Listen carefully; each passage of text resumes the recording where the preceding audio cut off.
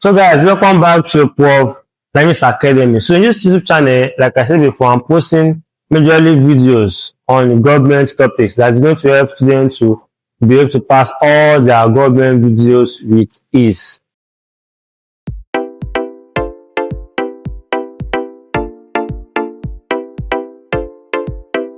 So we'll start with the first topic in government, which is introduction to government. Now, government is not hard. Something of mindset. If you feel it is hard, it's going to be hard for you. If it is easy, then your mind can be able to help you to move closer in writing, reading, and passing the exam. So what I want you guys to do for me is that open your mind, open your heart, for you to be able to learn this wonderful subject. Now, if I call a science student and ask them what is government, they'll be like, government is a body that rules the country. That's the layman understanding. Now, once you have asked the meaning of government in government, as a government student, you need to ask them to be very, very specific. What do you mean? Are you asking it in the type of government, or asking it as a function of government, or feature of government? So something like that, and you'll be like, say something nice. It means what he's saying. A government in government class has three definitions, and they can be classified under three segments. And the first segment is going to be government as an institution of the states. Then we have government as an art of governing. Then we also have government as an academic field of studies. And before we dive into the definition of government with its types, let's do a brief history on why government is implemented into the school curriculum. Now, in all nations, if you check very well, all countries, all states, we are going to have the haves and the have-not. People that do not have, the poor and the rich. They are going to be in a certain place, staying together as one in one government. So if there are people that have money, have the means of economy, and there are no law guiding their behavior, they can easily maltreat or discriminate people that do not have money and go without punishment. So government was put into the school curriculum to be able to help students, for them to understand the idea of law, its importance, and how it can be able to bring people who are of different tradition, tribes, or the same tribes and tradition to live as one, having do's and don'ts that they must obey in the country.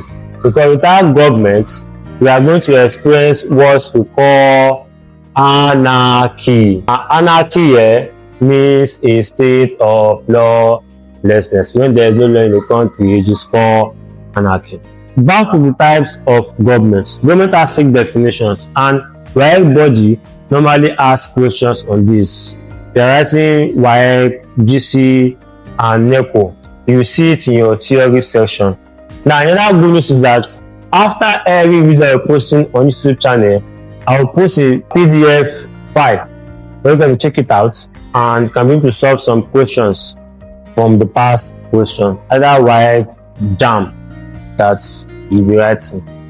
So the question is now going to be, what is government as an institution of the states, as an art of governing, as an academic field of study? So first of all, according to the scholars under this definition of government, they are seeing government, or they saw government as a body or machinery that is what established by the states. Now, to them now, government is a body or machinery that the states established for what purpose or for what reason? To be able to formulate, implement, and realize the will of the state. Forgive my writing, It's supposed to be a doctor, not a political science student.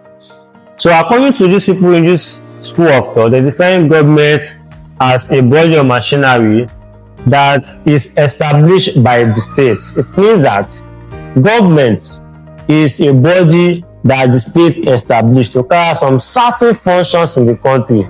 and the functions are to formulate, to implement, to realize the will of the states. So in other words now, all these formulate, realize, implement, we are now trying to see that if we want to put it in another way, we can now use the arms of government to define government as an institution of the states. The arms of government are the executive, legislative, and judiciary. That's people that carry out all the activities of the state. So we can define this as a body or machinery established by the states to make law, formulate law, and interpret laws in states, or to carry out all the activities of the state. That's the meaning of government as an institution of the states. Then as an art of governing, now this school of thought now, the definition is quite different from the first school of thought. According to them now, government is seen as a supreme body that power is vested upon, and to use that power to control all the activities in the state. So then they are saying that okay, government now will have to put power in the hands of some bodies, fundamental bodies, that will be able to use such power to carry out all the activities of the states. And the power can belong to the president, it can belong to the prime minister, it can belong to the head of state, it can belong to the monarch, depending on the system of government practice in that state or country. Now the monarch, the president, the prime minister, or head of state can now choose to delegate power or share the power according to the laws that are practicing in their various constitutions. That is government as an art of governing. Then the last one is academic field of study. According to the school of thought, the definition is quite different from the first school of thought and second school of thought. Now to them now, if you look at the word academic, you can replace it as school. So they believe government to be as an institution where people go in and receive political enlightenment that will help them either to participate in government activity, or that will also help them to take key positions that will control and take part in the decision-making process of the country. To them now, it can also be the ideas of scholars, their thoughts, scholars' ideas, thoughts that are put together to implement policies that will be used to govern a country. For instance now, we can have someone like Aristotle. With his own idea, we have aristocracy. We have someone like Jane Bodin. His own idea, we have sovereignty. We have someone that bound Montesquieu.